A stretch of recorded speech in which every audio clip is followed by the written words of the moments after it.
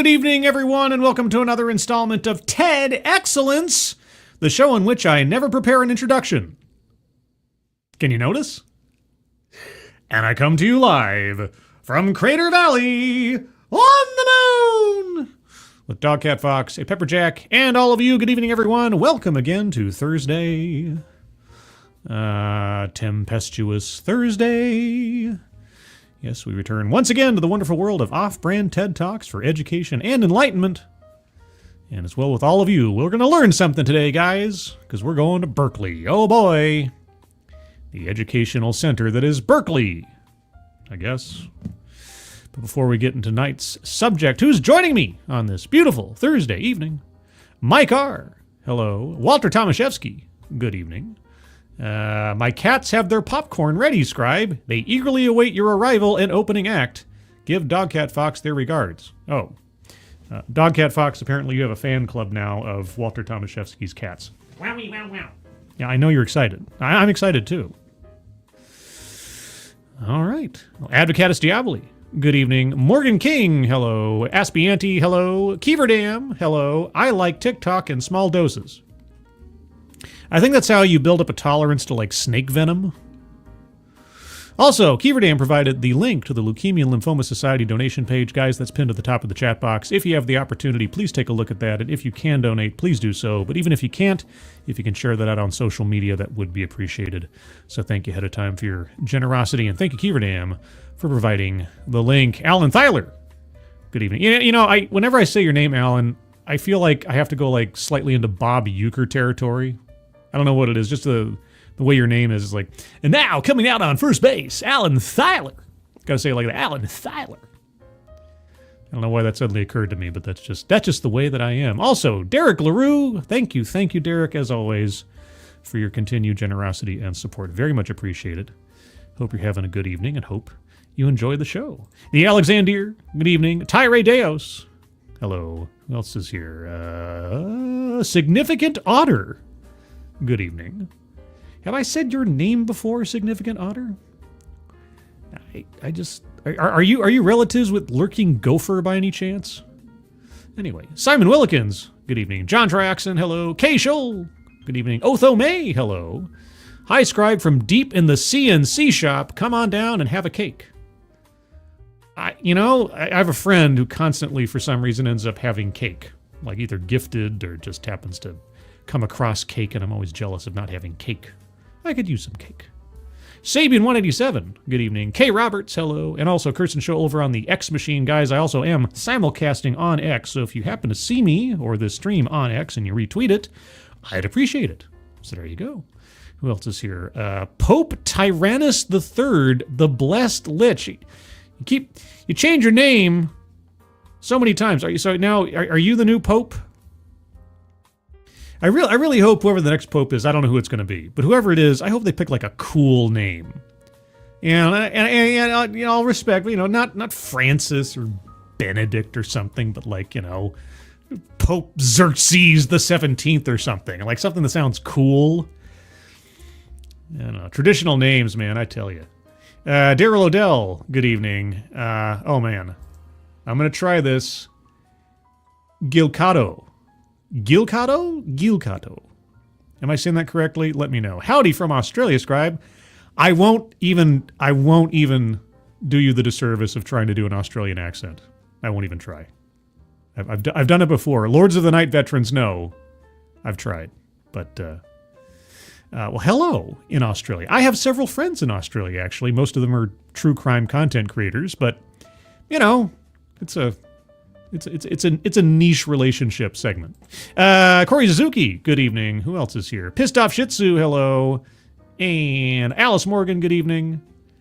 Got it in one. Said all right. Gilcato, nice. Hey, there's a first. Yeah, you and Walter Tomaszewski, I think, are probably the first, or the only names are like on my first try. Every other time I get like I stumble, like Michiru Kururugi. That one I always stumble with. I think I'm getting it down. But otherwise, anybody I missed, anybody lurking, anybody in the future, good evening. So tonight, guys, we asked the age-old question, or I guess we pose the age-old proposition, that TikTok can solve every issue that pisses you off from your bedroom.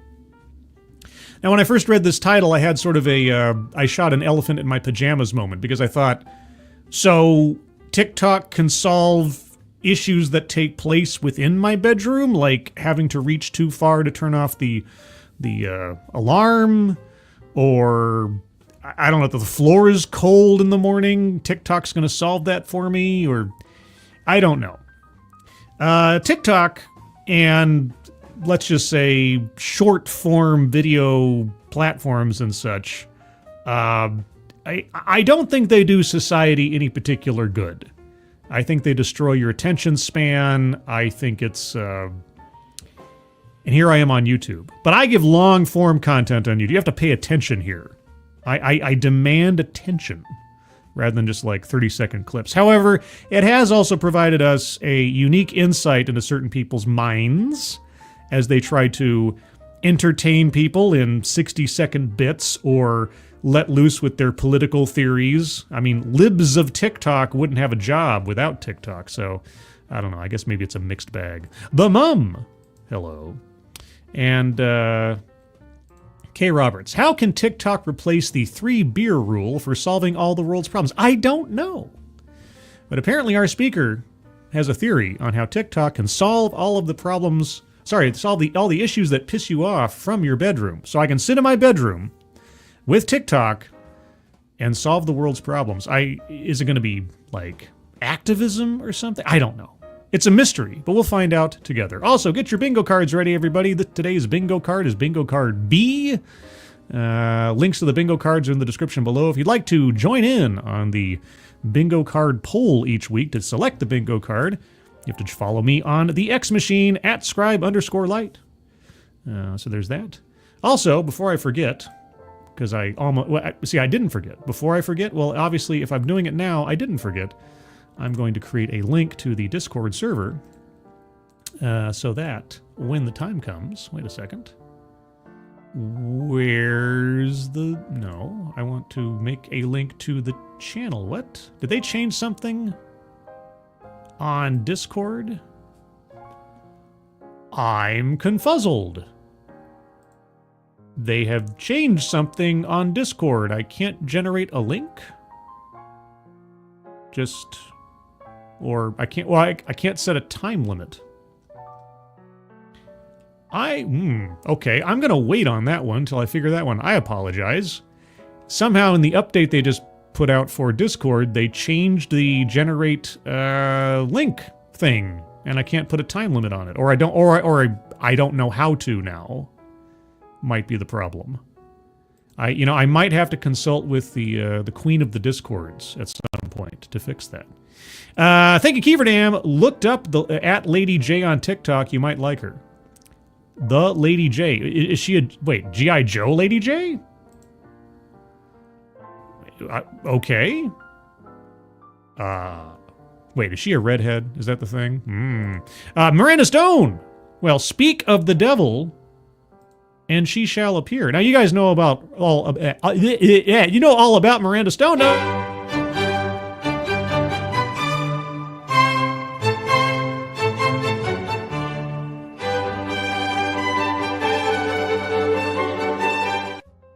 Yeah, Miranda, I don't know if I'm missing something, but I know I updated Discord today, but now when I go to invite or create an invite to the open Say Hello channel, it doesn't give me the option to set a time limit on the efficacy of said link. So I don't know if I missed some subheading or something somewhere. I'll try to figure it out later. But either way, tonight's presentation clocks in at just under 13 minutes, so get your bingo card B's ready, everybody. We're going to find out about how TikTok can solve all of our problems from the bedroom. We don't even have to get out of bed. You don't even have to get out of bed. Also, Owen Portnoy, 10 minutes late. You're not late, you're right on time, because we're starting right now. My mother might just be the most famous crier on the internet. The most famous crier on the internet? I thought that was that guy that did like, leave Britney alone, that guy. Okay, well, who's your mama? You don't usually ask that question. Everybody hear that okay? Let me know in the chat. Aspianti says, and Advocate Diablo says, that is not something you brag about. That's true. But Kay Roberts brings up a very good point. That is already, in the first 4 seconds, a childhood or family anecdote. So going over to the bingo card and circling childhood or family anecdote. You know, I hope one day to have the option, if it's not already existing, that I can somehow display the bingo card in real time along with this, but so far I can only share one screen at a time. Someday I will have that capability. I promise. I'm going to work on it.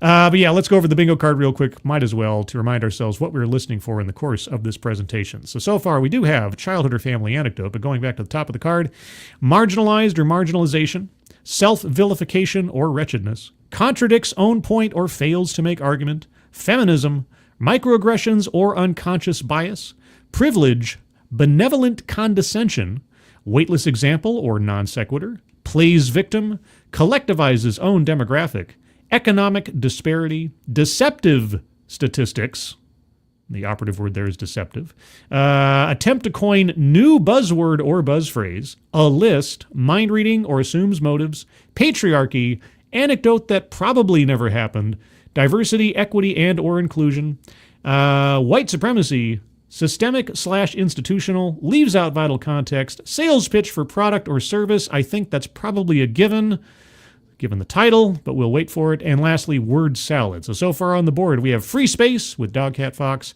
and childhood or family anecdote. So with that, let's proceed. In July of 2023, I posted my college decision reaction video. Your college decision reaction video. Yes, earth-shattering event, I'm sure. Are we going to watch it? Oh, no.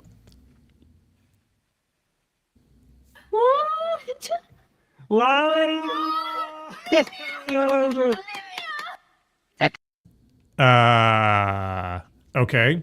I'll admit, that is the first time I have ever seen that clip of video. So,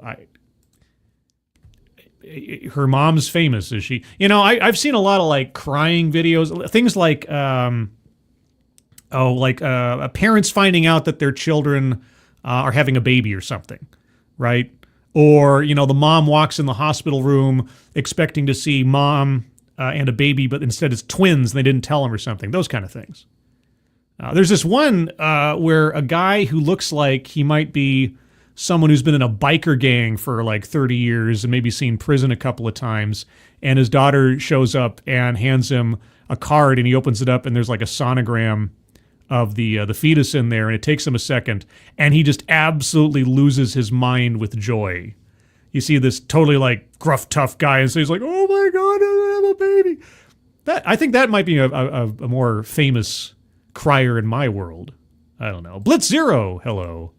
And yes, Assassin of the Gray speaks for most of us. Who the hell cares? Well, she's going to explain to us, I guess. The moment that confetti rained down and the words "congratulations" popped up on the screen, my immigrant mom burst into tears. Your immigrant mom. Why was it important for you to add that adjective? What? Okay. Screaming, "Olivia, you got into Harvard!" Given Harvard's standards of the last several years, is that really something to be happy about? She then jumped up to hug me as if I had won gold in the Olympics. Who's paying for Harvard, by the way? That video went viral. If you say so. Viral doesn't really mean as much today as it did in the olden days. Amassing 25 million views on TikTok. Wow. And?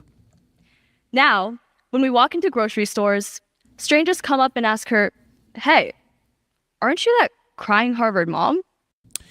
Anecdote that probably never happened. I'm already circling that one.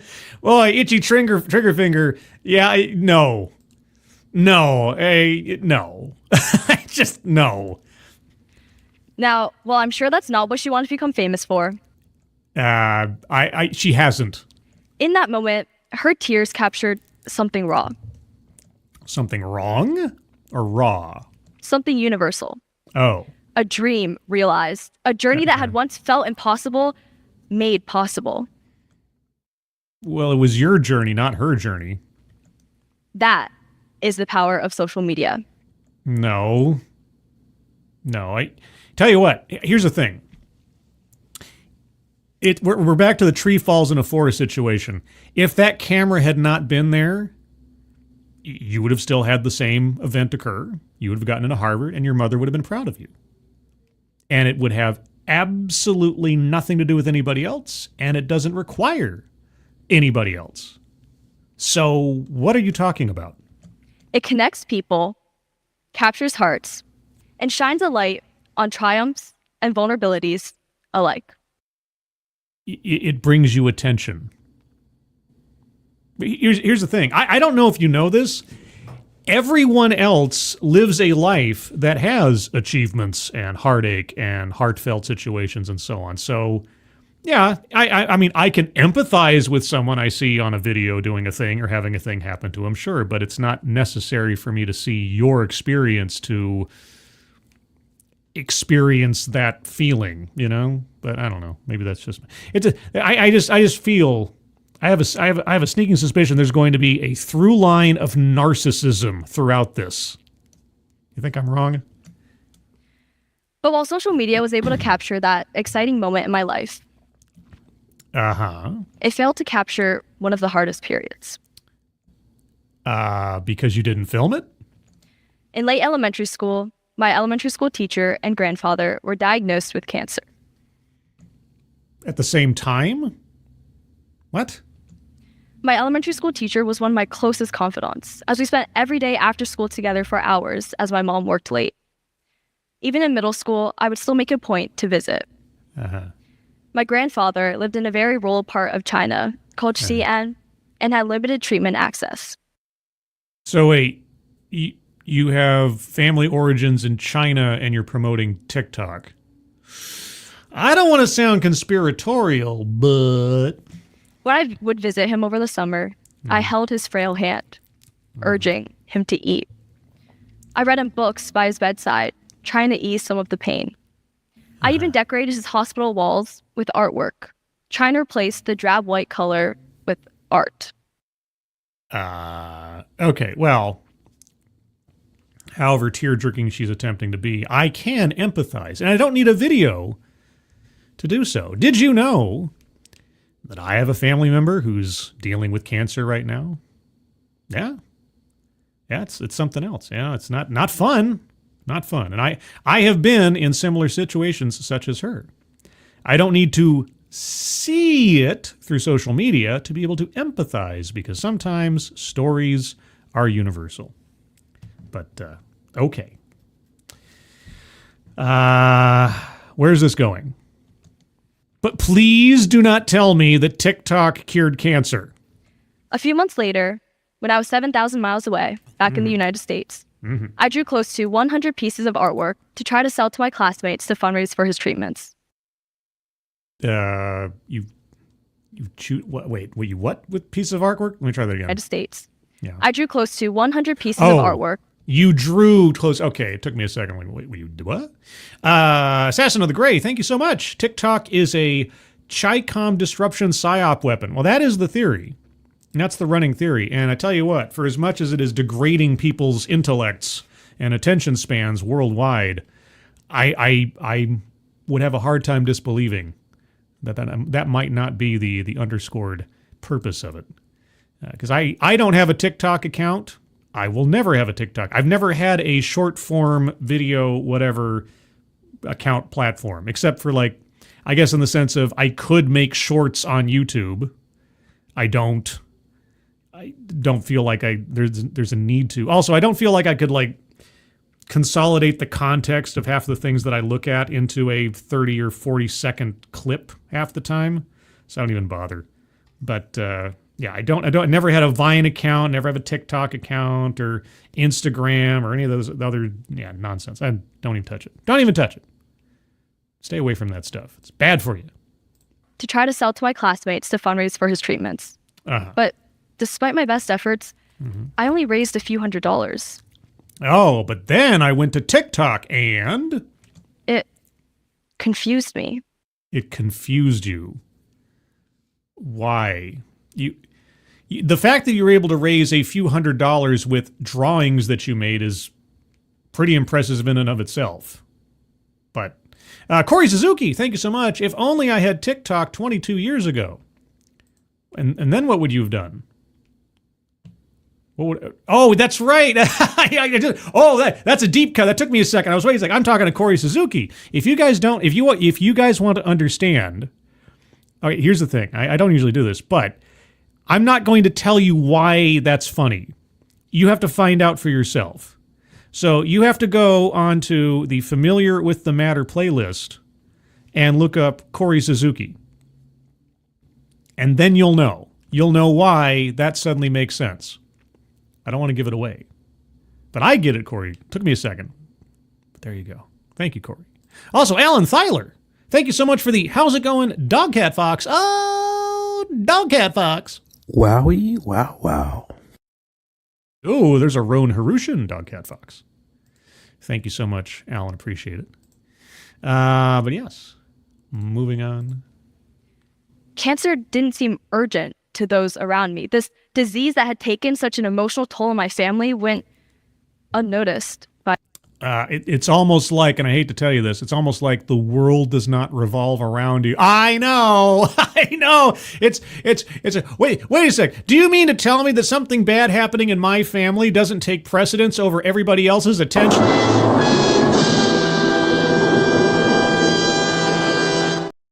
Oh my God, it's a shocker. Not Wes Craven's shocker, but close enough. Well, my family went unnoticed by others. Mm-hmm. As time passed, yes, cancer slowly spread throughout his body. Yeah, and that's what cancer does. That's like cancer's only purpose in life. He passed away. Well, okay.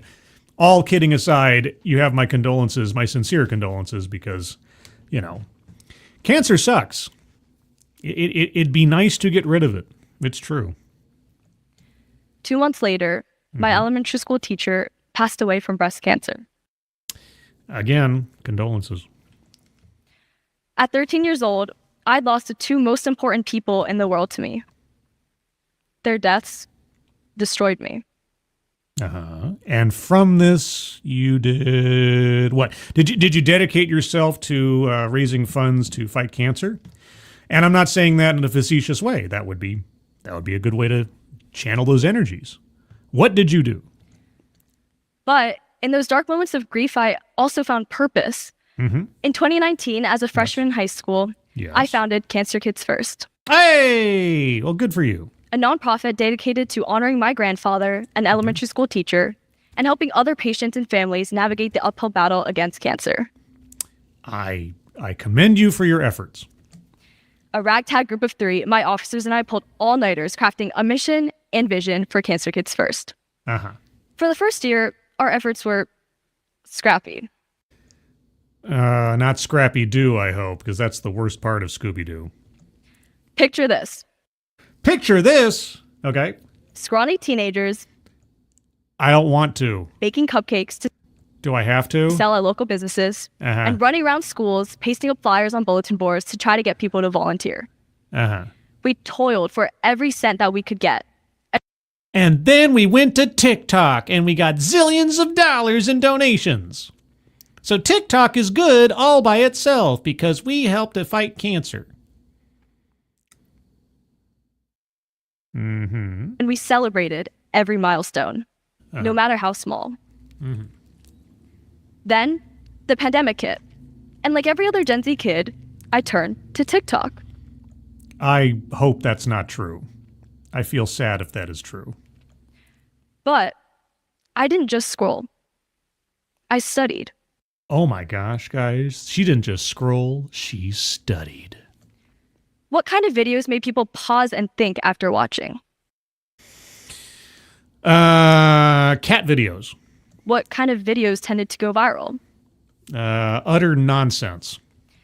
I enlisted the help of a few fellow high school students who had previously gone viral to make videos for our organization. I had some friends that gone viral. Sounds like you need to go to a clinic or something. Anyway, yeah. By posting realistic ways that high school students could get involved and the patients that they'd be impacting, we amassed 4 million views in under a few weeks. Oh my gosh, 4 million views. Holy cats. All right, so out of 4 million views, how did that translate over into donation dollars? Soon enough, resources, volunteers, and donations began pouring in from all corners of the world. Okay. Strangers became allies in our fight. It was amazing. Uh-huh.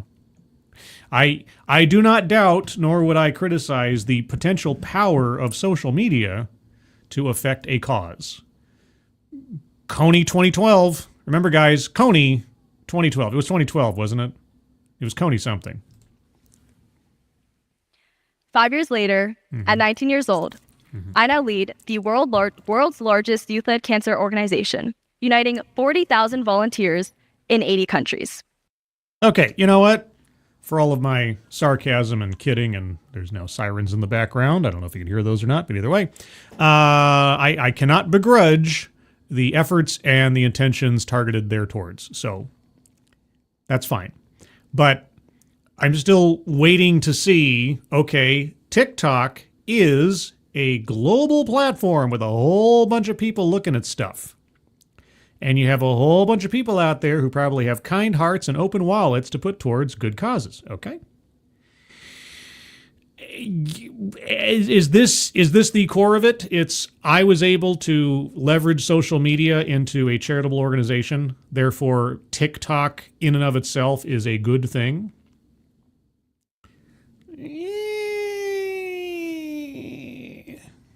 I mean, it's crazy if you think about it. We started from this small team of 3 in Virginia, and we've now been able to mobilize 40,000 people in one cause. Okay, and I know I'm going to sound like a jerk asking this, but to do what exactly? What exactly does a volunteer do in this instance? To like hold bake sales and things like that to raise extra money? I don't know. I want to know. And over on the Discord server, the Queen of the Discords has given me photo instructions on how to. Wait, okay. I don't have that. I don't have the edit invite link thing anymore. That's the problem. Let me check. Invite people. Yeah, I don't. Here, I'm going to take a screenshot and show you what I see now. When I click on invite people, I don't have that option for. I can't do that right now.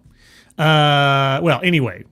Miranda, I don't know if you have the latest update to Discord or it's been distributed to you yet, but apparently something has changed because when I say invite people, I don't have that little link at the bottom that says, edit edit link. So, yeah, unless, no. So something has changed on my end. Anyway, that's an aside. Let me go to the bingo card real quick, because I have a feeling that I've already missed a few things. All right, marginalization. Not so much yet. I mean, the closest we got was her, for some reason, mentioning her immigrant mother, because that was important. Self-vilification or wretchedness, no. Contradicts own point or fails to make argument, no. Feminism, no. Privilege, I'm gonna go sales pitch for product or service because she mentioned the name of her organization along with TikTok elsewise. So, and it's an ambiguous square. It's not like it's some kind of like craven attempt at personal advertising or anything. So it still counts. But okay, 40,000 volunteers to raise money for helping kids with cancer. I can't argue with the motive and the result, I suppose. But what else do you have to say? And how? How? Because of the power of social media. Uh-huh. Yeah, okay. Again, not to diminish her accomplishment, but this has been true for years. Getting a message out there, good, bad, or otherwise, raising money for good causes or shady causes has been a thing for years. So what exactly are you trying to prove here? Now, I'm sure we've all heard the critiques about social media. Yes! Oh, mind reading assumes motives, pardon me. circling mind reading. I mean, I'm sure many people have, but she's assuming that people have, so I'm sure we have. Raise your hand if you've ever had a parent, teacher, or mentor say to you, "My God, that phone is going to rot your brain." Right. Right. Well, thankfully, I don't have anybody saying that to me because I don't have a smartphone. I have a dumb phone. I've pointedly avoided owning a smartphone because I've seen the phone drones of this world walking around with their nose buried in their phone and stumbling over themselves, running into people, tripping over and falling. I don't want to turn into one of those. So yeah, I pointedly do not have a smartphone. And if you're the parent saying this to your kid, you'll actually be happy to know that there is a little bit of truth to what you're saying. Yeah, so don't give your kid a smartphone. That really, you shouldn't. Little kids should not have smartphones. According to a 2023 U.S. Statista survey, teenagers spend an average of 4.8 hours every day on social media. And don't you think that's a problem? That's a 2-hour increase from years prior. Right, so you should be discouraging people from using social media, especially kids, right? I mean, the government even tried to ban TikTok for an impressive 12 hours. And your point being what? But we don't need to see social media as the villain. We don't? You just said that kids, writ large, are spending a good chunk of their day doing nothing but having their nose buried in social media. Having their attention spans ruined, wasting time. And so, wait, did those two things connect just then? Like, wait a second. Kids spend a lot of time on social media. Did you know they tried to ban it for 12 hours? You know, that sounds like a weightless example non sequitur. Sure sounds like that one to me, so I'm circling that one. Okay. It can be a tool. Social media can be... Guys, did you know that social media can be a tool? Holy cats, guys. My brain is just... did you know... Oh my God. I don't know if I can take this much revelation at one time. Unless I'm at church or something. It can be a tool. Oh. And a transformative one. Oh. At solving some of the world's most pressing problems. Solving a problem. Okay. I get that you have, through your efforts, raised a lot of money and raised awareness about a medical issue that everybody knows about. And I'm sure you've done a lot of good. Now, define for me, in your world, solve. When I was spending every spare moment in between classes trying to sell artwork to fundraise for my grandfather, I wasn't unsuccessful because I didn't try hard enough. Well, it depends on what your stated goal was. Were you attempting to cure cancer or what? It was because we humans are, well, stupid. We humans. Do you include yourself in that number? I know this might be a little low-hanging fruit, but I'm going to circle Collectivize's own demographic. It's really hard when she goes all the way to human. It's we humans. So, yeah, there we go. Okay. Now, before you guys cancel me. I wouldn't cancel you if I wanted to. Let me clarify. Okay. The human mind is cognitively limited. I mean, I suppose it can't. Well, I mean, I can move objects with mine. I don't know about you. In an effort to maximize space and save brain power, we developed cognitive shortcuts. Cognitive shortcuts. Okay, do tell. Like mnemonic devices and things? Robin Dunbar is an evolutionary psychologist who developed perhaps one of the most famous cognitive shortcuts, called Dunbar's number. Okay, I'm trying to remember. Speaking of cognitive limits, Dunbar's number. I am almost certain I've never heard of this, so do tell. He predicted that humans could only maintain stable relationships with 150 people at a time. Stable relationships with... Good God, I don't think I've had stable relationships with more than about 15 people at any given time. Of course, then I suppose it depends on what you mean by stable. That is a mere 50 millionth of the global population. Uh-huh. Last semester, I took a class at Harvard called The Economics of Development and Global Health, which connected solving Dunbar's problem with global issues. Solving Dunbar's... Why is that a problem? Why do I... Okay.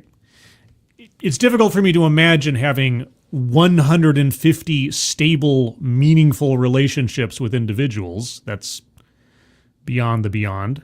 But that aside, why is it a problem that is the, presumed maximum?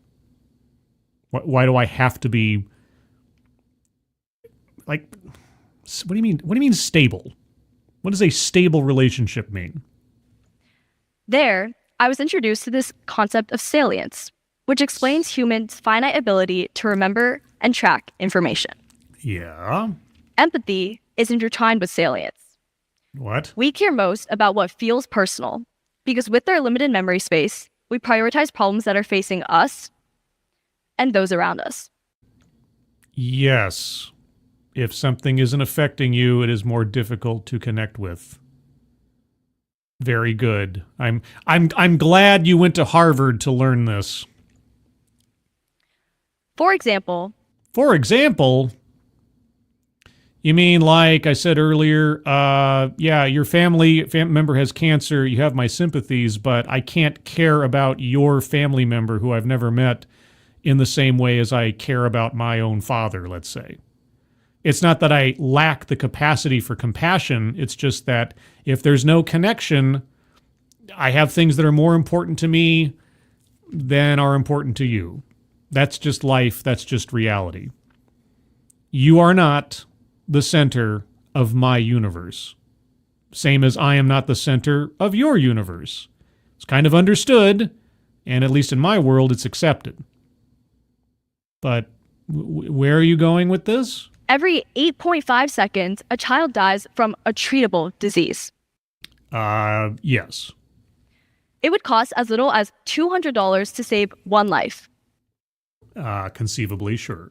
But despite this, many individuals instead compete for $500 Taylor Swift concert tickets instead of donating that money to save a life.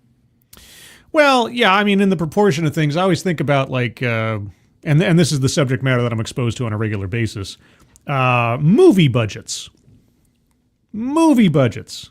Right? We talk about this on Midnight's Edge at least every Monday, but certainly most other days, is where you have a movie that's budget costs something like $280 million. I went back to Bob Uecker there for a second. And I just think, gosh, I bet you could have made 17 good movies at like $5 million a pop and had plenty of money left over to just donate to charity or fund scholarships or something and actually do the world some good while still making a profit than losing all the money you would. Because, with like these Disney movies, like Captain America, Brave New World, they spent, quote unquote, $180 million on the film. Yeah, sure, that's all they spent. And then how much did they lose in the process? Yeah, imagine if they just taken that differential, made a crappy movie at $50 million and taken the remainder and just, bought people houses or something. They would have improved the world and life and the economy and everything a lot quicker. So yes, I think about those things at times too. It's true. I do. And now listen, I'm not hating. I also love Taylor Swift. But you are. And you just did. Wait, what?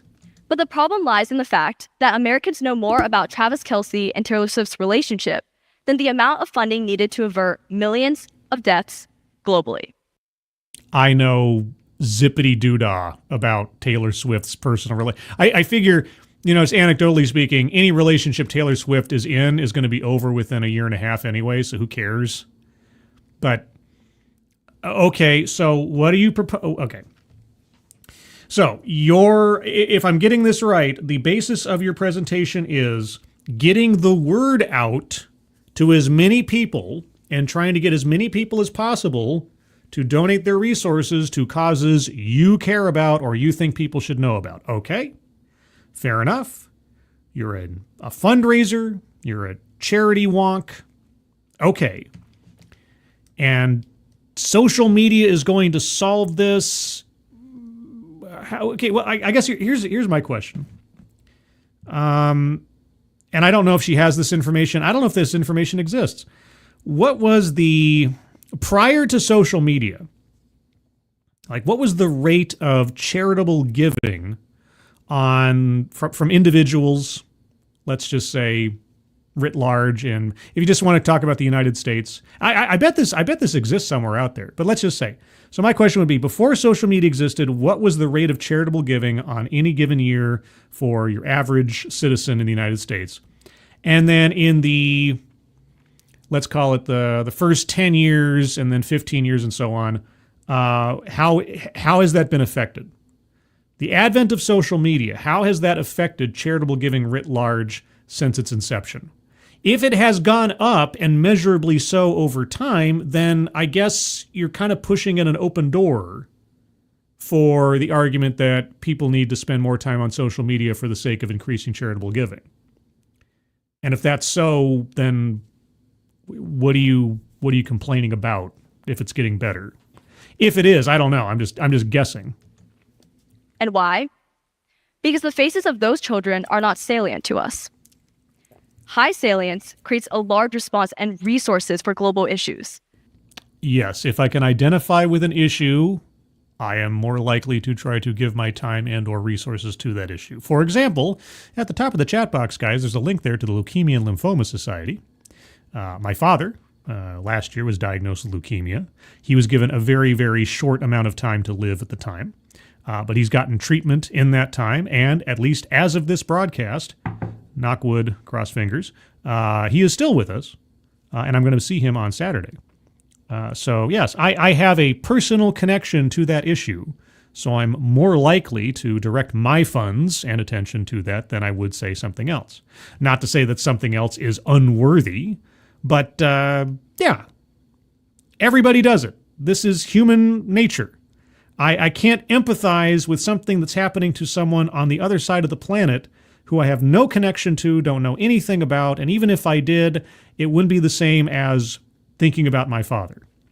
So, do you think social media is going to increase salience? And I know I sound, sort of a little shocked by that notion, but I mean, and I'm asking sincerely, is that something that you think social media is going to do? Well, low salience results in continuous suffering. Okay. Social media changes that. It makes global problems personal. Prove it. And again, I'm not meaning to sound like a jerk here, but okay, this is the point at which in the persuasive essay where you would prove it. So by all means, give us some statistics. Take a look at GoFundMe, for example. Do I have to? Campaigns with personal stories and pictures generate exponentially more funding than those with just statistics. Statistics? I love statistics. Yes, pulling on the heartstrings. I get it. And I'm not saying it's an underhanded way of getting a message out there. I mean, if someone has to know what situation they're giving their money to. So, yes. Again, most people are inherently decent and have empathy. But you have to, tell them a story. It's salesmanship. Not to be too cynical about it, but this has been true since time began. When you post a picture of someone and you assign them a life story, that individual becomes a part of the audience's Dunbar's number, or part of that 150 people whose lives that they can now keep track of. Okay, so that is the threshold of a stable relationship. Okay, so a picture and a story constitutes a stable relationship I am having with another person. Is that it? I'm learning all sorts of things today. I want you to think about it this way. Okay. Let's say you were given 2 fundraisers to donate to. Okay. Fundraiser A and fundraiser B. Sounds exciting.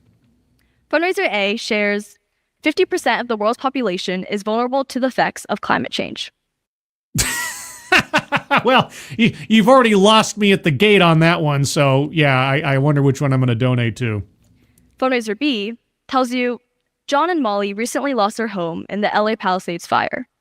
They're struggling to find shelter and struggling to support their 3-year-old daughter, Penny. Can I get a show of hands of who would rather donate to fundraiser A or fundraiser B?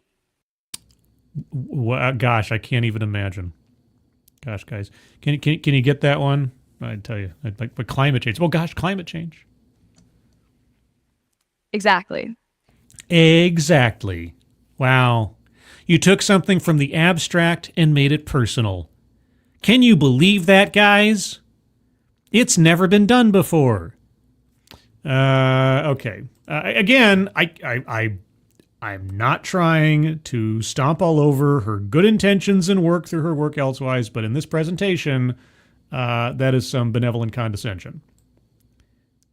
It's like, Guys, did you know that you can make someone feel something by giving them a story that they can relate to as a human being using human compassion? I don't know if you knew this.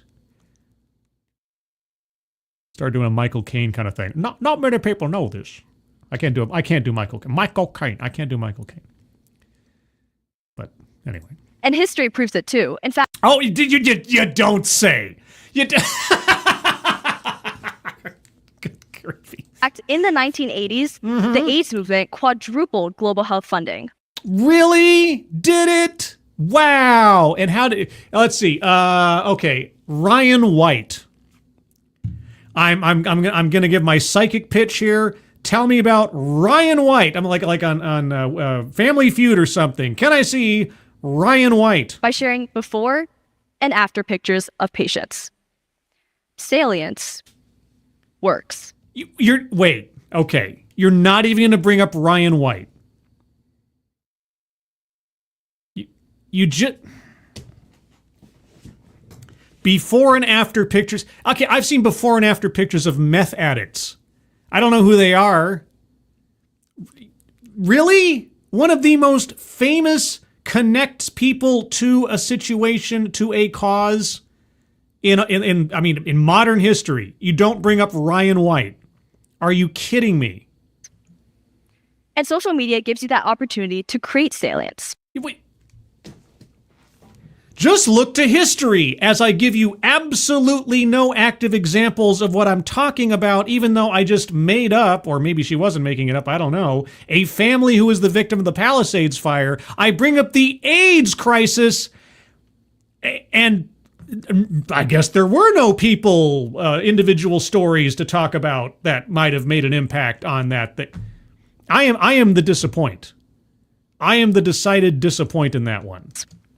You don't need to be famous, and you don't need a big budget.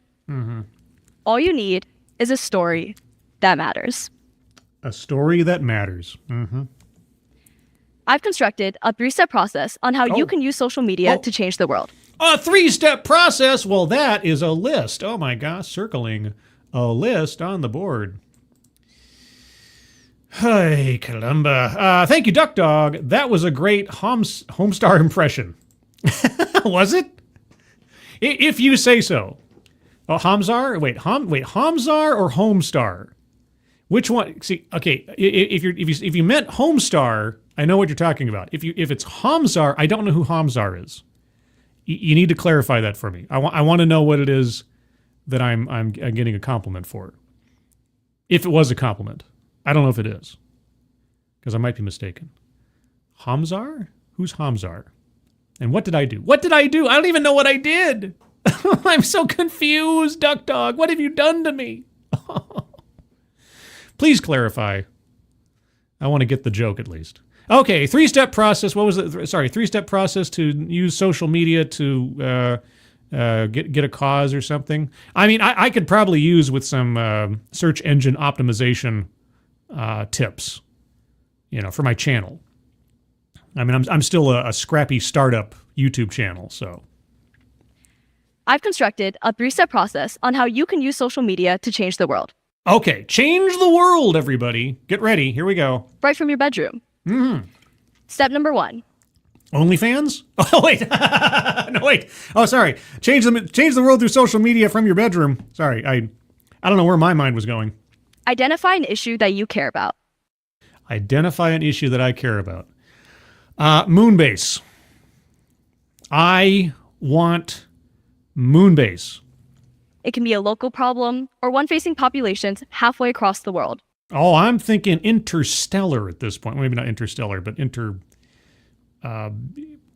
what was intersystem? What is the correct term for something happening within this solar system? My mind is blanking. I'm sure it exists. Somebody out there is gonna correct me on that one. You can look to social media for inspiration or reputable news sources like the Wall Street Journal.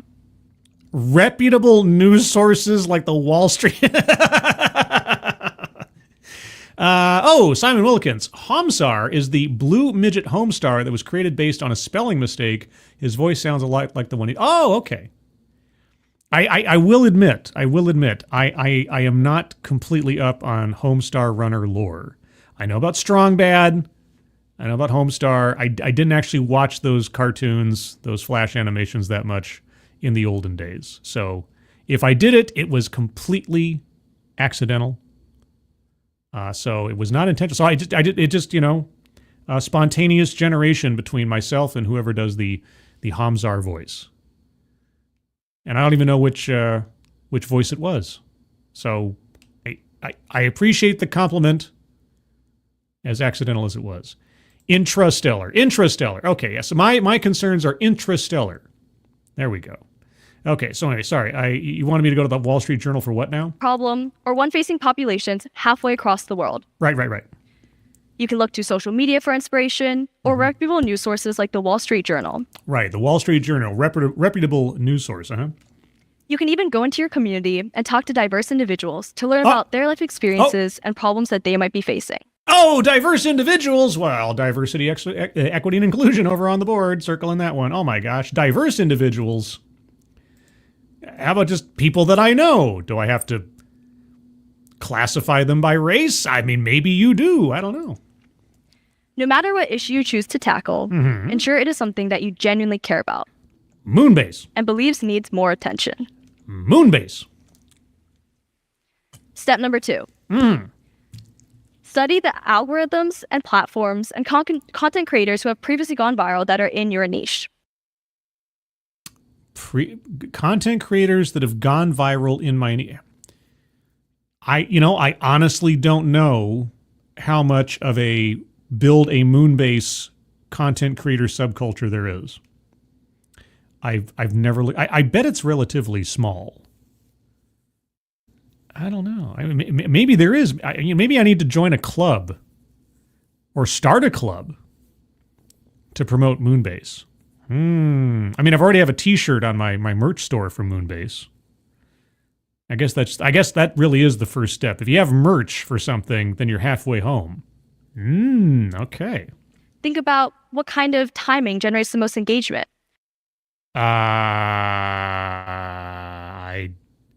This sounds like work. Or what hashtags can help boost content. Moonbase. Hashtag Moonbase. Tools like the TikTok Creative Center and Instagram Explore page can help you analyze these algorithms. Oh, but see, now you're asking me to get an account on TikTok and Instagram, and I don't want to. Step number 3. That was it? Okay, so find an issue, analyze timing of algorithm stuff from other content creators, which sounds like a really big step as compared to the first one. And step number 3 is... create and share. Oh, thanks.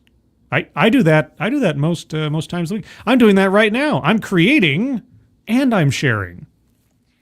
Consider using one person to represent and be the face of the problem that you are trying to solve. Oh, well, I guess I am the face of the problem I'm trying to solve, in the sense that I want Moonbase, and so here I am. Rock me like a hurricane. Still, absolutely amazed that she did not mention Ryan White. That is like, just right there. I don't know why I'm stuck on this. It just like seems like such a shocking thing for a Harvard student, graduate, whatever she is, who's talking about some of the most consequential charity PR get out the message campaigns of all time in the AIDS crisis of the 80s, and it doesn't even occur. It was a big deal when I was a kid. Boy, oh boy. That was a huge story. You couldn't go anywhere when it came to talking about the AIDS crisis and not hear the story of Ryan White. You know, it went from a myth that it was GRID. If you guys don't know what GRID was, that's what AIDS was called before it was AIDS, gay-related immune deficiency, or immune disease. I forget which one it was. And then, of course, it got a different name because it had nothing to do with your sexual orientation. And then, of course, Ryan White, who got AIDS through a blood transfusion. It wasn't even, he didn't even do the thing that people thought you got AIDS from. And his story really showed the world the reality of the situation. Anyway. I just think, you know, if you're going to bring up the AIDS crisis of the 80s, you're going to talk about, like, getting out the message or having people relate to the situation when they might not have otherwise. That's a disservice not to mention him. Turn data points into individual stories. Include pictures, videos, even your own personal voice to connect people to the problem. People, we need a moon base, and we need it like 30 years ago. That's my voice to the problem. Social media has revolutionized the way that I advocate for childhood cancer awareness. You've already told us, yes. Over the past few years, I've been able to travel to underserved regions of the world, like Indonesia, where I met patients Stella and Kinayu, 5-year-olds whose parents could hardly afford basic necessities. And you brought them necessities. Well, again, I'm not going to criticize or make fun of you for your efforts on that score. Much less chemotherapy. Or Colombia, where many of the patients there had lost their parents to drug overdoses. I could believe it, given one of Colombia's major exports. For me, real-life examples of cancer are all around me. But for most others who don't witness these problems up front, these devastating effects go unnoticed. Okay, you know, I know I've heard this before, like how many 6 degrees of separation most people are from someone with cancer. And unfortunately, it's not a lot of jumps in most cases. So as far as people knowing about and being aware of cancer, I don't think you have to do a whole lot of heavy lifting. But if you're just raising money for people that need help, more power to you. Social media bridges the salience gap. By posting video and photo content of the work that my team and I have done abroad, focusing on one country or one patient at a time, Cancer Kids First has raised enough money and attracted enough volunteers to help 10,000 patients in 22 countries. All credit to you, and I have nothing facetious to say about it. Congratulations.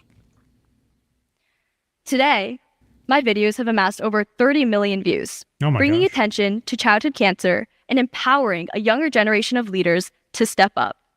Because no one knew that cancer affected children before this, I guess. I'm sorry, for all her good works, there's still just this whiff of narcissism throughout all of this. Like, she's bringing this information to people who had no idea that cancer affected kids. Or anybody, really. I guess you have to have a certain level of narcissism to do certain things in life, but at the same time, like I said before on the bingo card, a little bit of condescension, a little bit of self-centeredness. Thank you, Assassin of the Gray. Scribelite, they used Ryan White to take the heat off the gay population, recklessly spreading HIV in bathhouses and selling tainted blood to scare hetero Americans. They were at risk too. That's not the message I got. That's not the message I got. The message I got was this can affect anybody, and it has nothing to do with sexual activity. Is that you can get this regardless of sexual activity. Also, it doesn't just affect adults. It doesn't just affect people who are sexually active. And it doesn't affect one orientation or the other. That was the other thing, too, that had to prove. It wasn't some orientation-related disease. Yeah. So, also that you don't get it by, just through touch or through the air or something like that. So, Miranda Stone. It's more than a whiff, more like a gust. I know. I'm trying to give some credit here for the fact that at least she's focusing all of her self-centeredness into a good cause, into something that's actually conceivably helping people, although she hasn't really said to what degree it's helped. But I'm going to give her the benefit of the doubt that she's doing good work in that wise. Thank you, Frosted Glass. Why is TikTok charity necessary when we have USAID? I know, right? Billions and billions of dollars spent every year to help out the world. What she's doing is great, but it's really just a drop in the bucket compared to what the United States does of its own accord, right? Right? When we're like having, drag queen coloring books for kids in Somalia or something. I just made that up off the top of my head, and yet I wouldn't be surprised if that were a real thing, given what USAID has done elsewise. I want you to think about the problem that keeps you up at night. That is a loaded statement, I tell you what. The problem that you wish you could just shout about until the entire world listened. What have I been doing for 9 years? Social media is your microphone. No, my Blue Yeti is my microphone. By using Salience to create social media content, you have the opportunity to make your problem everyone's problem. Misery loves company. So, a needle pulling thread. Step into the spotlight. Yes. Say, lights, camera, action. Yeah. And watch how you two can change the world. Oh my gosh. Thank you. Guys, am I changing the world? I mean, I right here, right now, on social media, am I changing the world? Do let me know. Okay, a little bit of a mixed bag there. Like, it's kind of hard to make fun of somebody doing charitable work and everything. At the same time, she's really, really proud of herself. Boy, oh boy. By the way, did you know that cancer's a thing? Did you know that people get cancer? Oh my gosh. All right, so let me zoom out on this just a smidge. There we go. Okay, here's the bingo card as I have it. I'm going to go through it one more time, and if you have any arguments for squares to be circled, hold on to them momentarily. I will get to you, well, in a moment. Marginalization. At least implicitly, she was suggesting that somehow people didn't know that people had cancer, or that, people in Indonesia and so on didn't have the funds and the necessities they needed, which is, legitimate, but it's still a marginalization argument. Self-vilification or wretchedness. I didn't hear her disparage herself even in a humorous, self-deprecating way throughout the entire thing, so I don't think so. Contradicts own point or fails to make argument. What was the argument? Social media can change the world.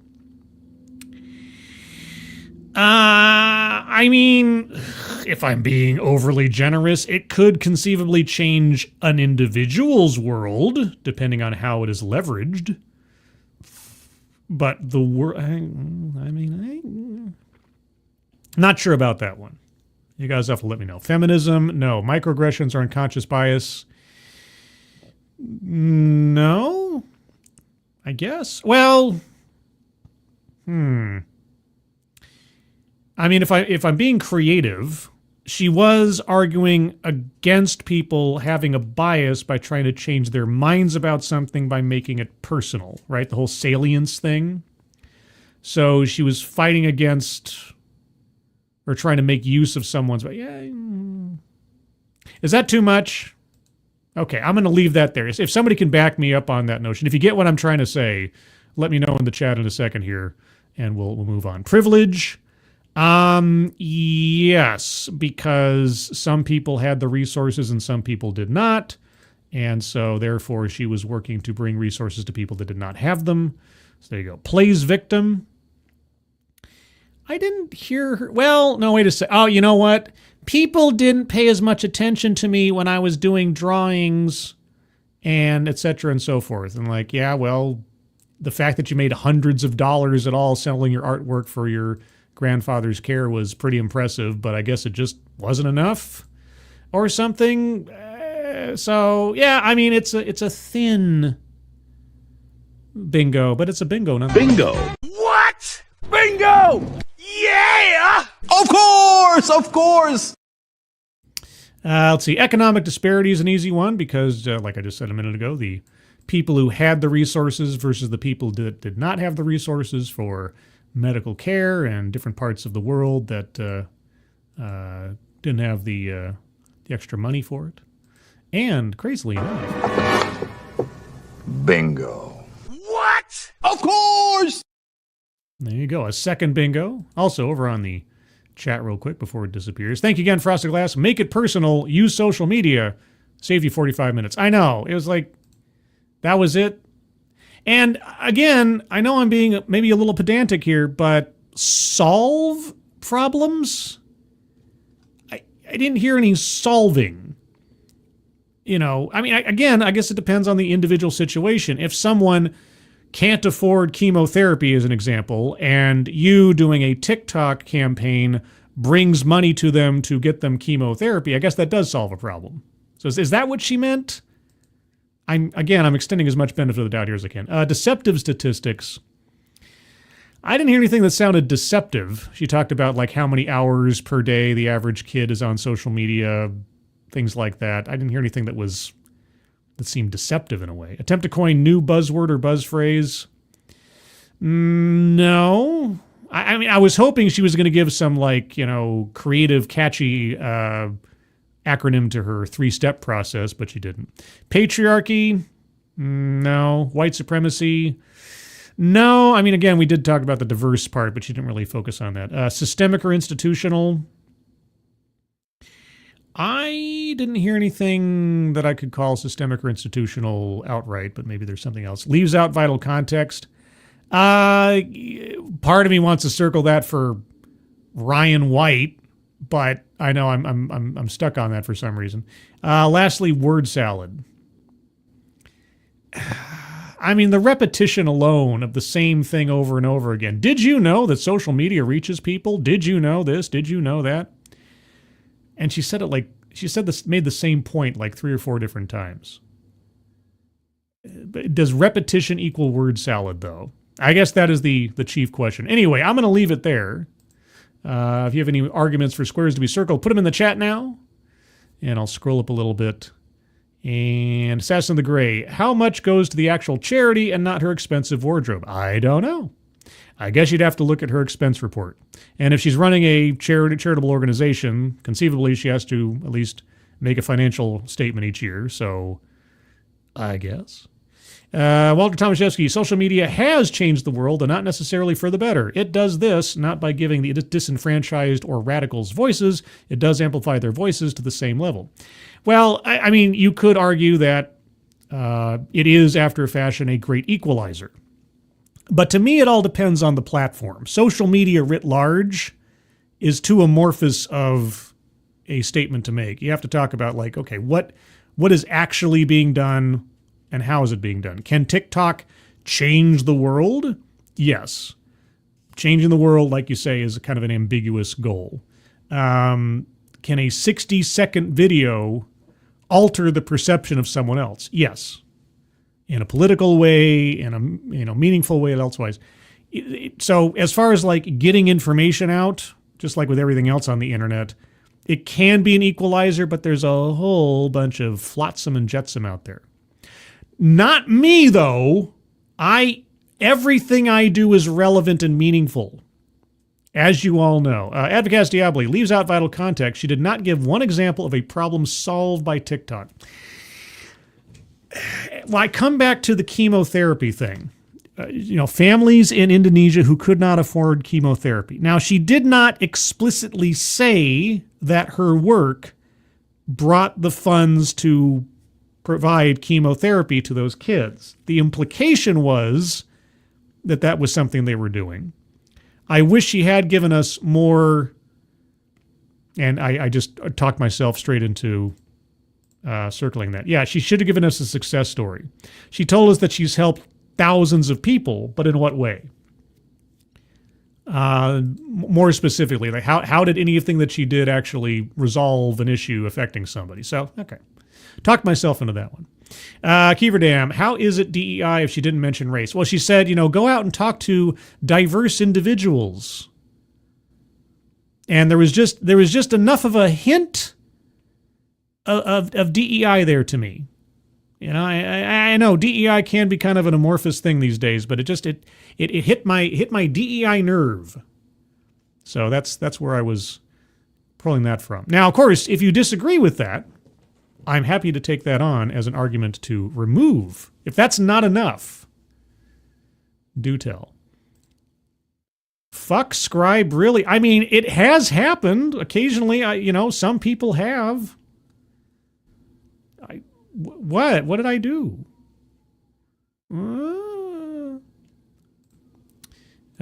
Breeze Feats, vague impressionistic blather is what she delivered. Or what she delivered. What? I'm not making fun of your typing skills. It happens to the best of us. I mistype on time. It was just funny. Ken Lee, right on time. You're right on time for bingo. K. Roberts, she did say diverse people, not diverse ideas. That is. I think that's probably the part that kind of hit the. No, you ignore a post literally right about Advocatus's. What? Okay. Tier, I'm not actively ignoring anybody. The chat jumps, and if I miss something, like I've said before, just please repost it. I'm not actively trying to ignore anyone. So if there's something that you think I have missed, or I've missed because I haven't read it, just please repost it. I am not intentionally trying to marginalize anyone. So, okay. I did a quick check of yuan to USD conversion rate. $100 US is $729.29, so deceptive statistics. Okay, you're going to need to remind me what part in her presentation she brought up prices of things. I'm not disbelieving you. I just don't know what that's in reference to within the presentation. So you need to give me a little bit more. And again, if you did give me that information in a previous post, please just repost it. I'm not ignoring you. It's just that there are a lot of people talking and a lot of things are moving around and I'm managing 4 different windows. So please, cut me a little bit of slack. Just a little bit of slack. Okay, so how is that deceptive? What did she say that makes that conversion rate deceptive? That's all I need to know. What's the argument? Brian Morissette, Moonbase with Eagle transporters. You mean like eagles from the Lord of the Rings?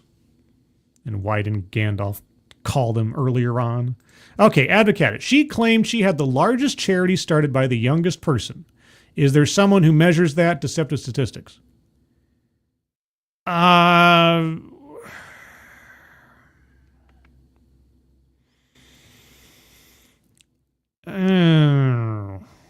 Okay.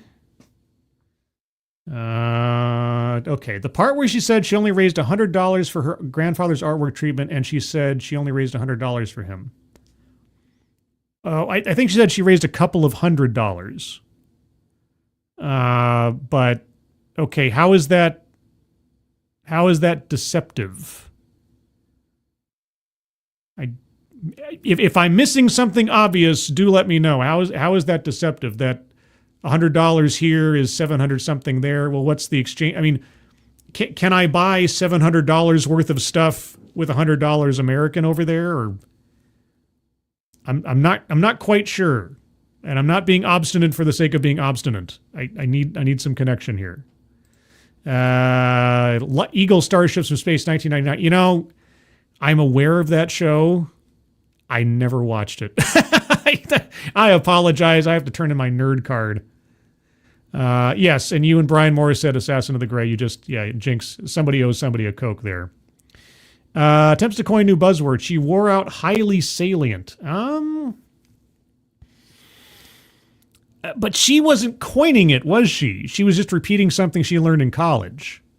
See, the coining thing is usually more clearly defined when someone says something I like to call blah, or my system which I call blah. So she wasn't.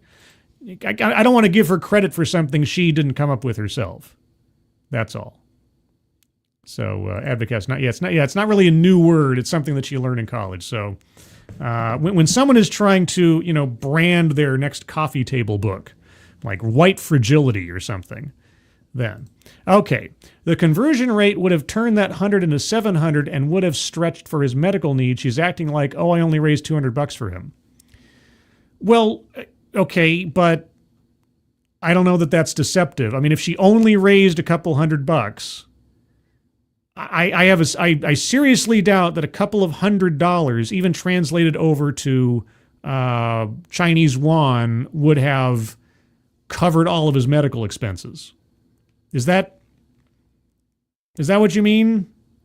Unless you know for a fact that a couple of $100 translated over into Chinese yuan would have, or yen, or however you say it, would have meant meaningful change for his medical situation. I mean, of course, she didn't say what his costs were, or what the bills were, so we don't know.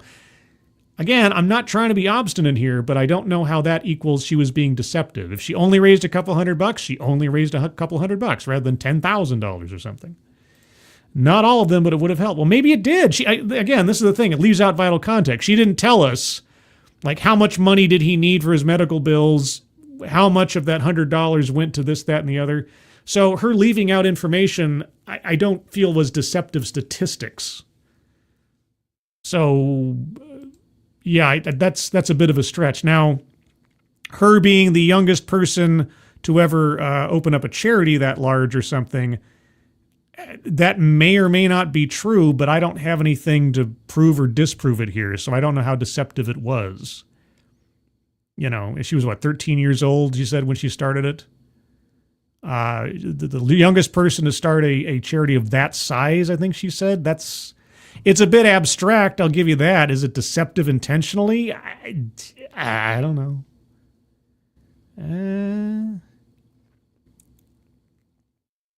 Yeah, I don't feel that that's a deceptive statistic, because we didn't have enough information to tell, and if she really didn't raise all that much in the grand scheme of things for her artwork, then that's not a lie. It wasn't deceptive. It just wasn't the impact she thought she'd get out of it. So I don't, not sure anyone could prove it. That is why I call it deceptive.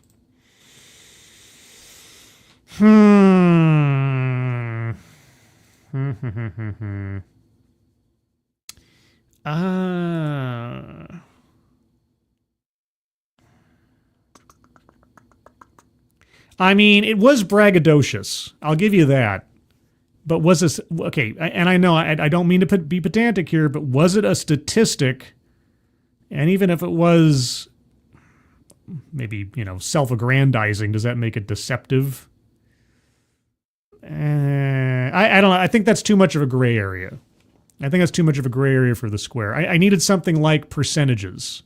I need something where somebody puts up a chart or tries to say, 50% of this or 20% of that or something. Something that's a bit too difficult to latch onto is whether or not we're being manipulated in some way. So, yeah. We have to take our... No, okay, and here's the thing, and like I say, and that's exactly why I'm being so hesitant here, is because, yes, at a certain point, I do take them seriously. I do not want to circle them just to circle them. You guys know this. I argue with you guys all the time, and I appreciate it. This is the thing. This is a healthy debate. And this is the part of the show that I enjoy the most, the healthy debate, because I've had my mind changed. I've had some amazing arguments in the past, some really interesting interpretations of what's going on. You've all been here for them. I appreciate it. At the same time, though, yes, there are some things that have to remain relatively sacred. And so if we're going to fulfill the conditions of the square, it has to be either readily apparent or there has to be something that's really kicks it over the line for me. And I know I am human. I am not infallible. But in this instance, I don't think we quite got there. The couple of times she did bring up numbers, they were, for all intents and purposes, benign. Kids spend an average of 4 hours a day on social media. I could believe it. I see it all the time. It's not something that I feel like I'm being manipulated into believing something I otherwise wouldn't as a result of it. That's just one example. I'm not like putting that on you guys. I'm just saying that that's, of all the things that she brought up, that's the one thing that stood out to me as a statistic. I'm like, okay. But how much she raised, and was it enough? Like, was she really the youngest person? I mean, maybe not. Would have it changed anything? I don't know. But again, she has been, throughout this entire thing, a little bit self-congratulatory. So, No, I know. I didn't take you as sarcastic. No, I appreciate it. Like I say, I know you guys take this seriously, at least as seriously as I do. K. Roberts, is there a score tally at the end of the year to see which speakers had the most bingos? I've never done a year in review of TEDXcellence for the most bingos. I mean, if we get a blackout card in the course of events, then that is decidedly the most bingos.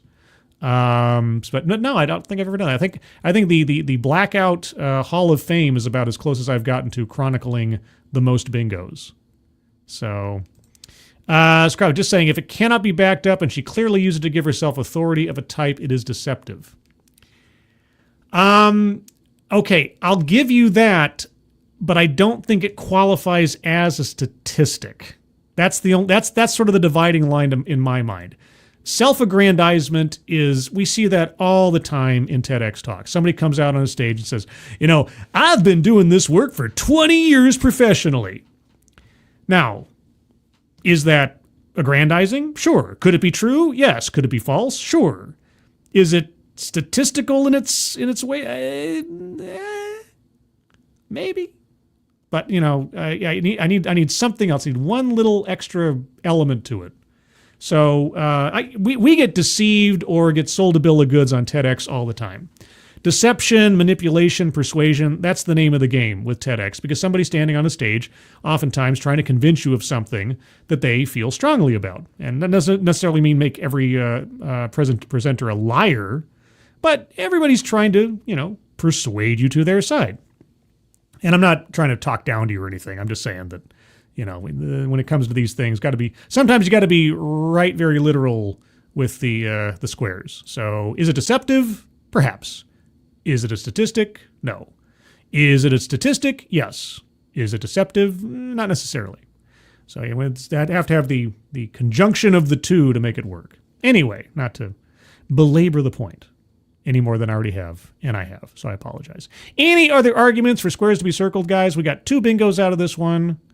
There might be others. As always, if you have an argument for a bingo, or not a bingo, but a square yet be circled, which could be a bingo, you can always leave it in the comments below, or over on the Discord server, which I would give you a link to, but I can't put a link. See, here's the thing. I always make the links valid for... Oh, there it is! I found... Okay, they changed the layout. They changed the UI. Okay. There we go. All right. Now, what? Can I hit the button now? Valid for 1 day. Yes. Copy link. Does that... Okay. Did I make it? I got it to work. Okay. So, sorry guys. I'm just learning this as I go. Discord released a new update today. It changed the whole UI for the links. So now there's a Discord link in the chat. If you'd like to join the Discord, just click on that link. You'll find yourself on the landing channel called Say Hello. And in addition to saying hello, you just have to say the secret word. The secret word will tell me that you are not a bot, actually watch the stream, have thus earned the right, the privilege, the entitlement to join the Discord server. And today's secret word is salient. Just say salient, and I'll know that you watch the show. A couple of programming notes. Tomorrow, I love you, tomorrow. On Friday at 9:05 a.m. Pacific Time, noon 05 p.m. Eastern Time, I should be, unless something changes, on the panel for Midnight's Edge in the Morning, where we'll talk about entertainment news and movies and the stars and the box offices and the things and the stuff and the things. All that fun stuff. And also tomorrow at 12:30 p.m. Pacific Time, 3:30 p.m. Eastern Time will be my episode of my series, DEI Death Watch. And it is another results of my research stream. Yes, once again, in a previous episode, several articles I read mentioned things about companies or institutions as far as DEI is concerned, but didn't give us any details.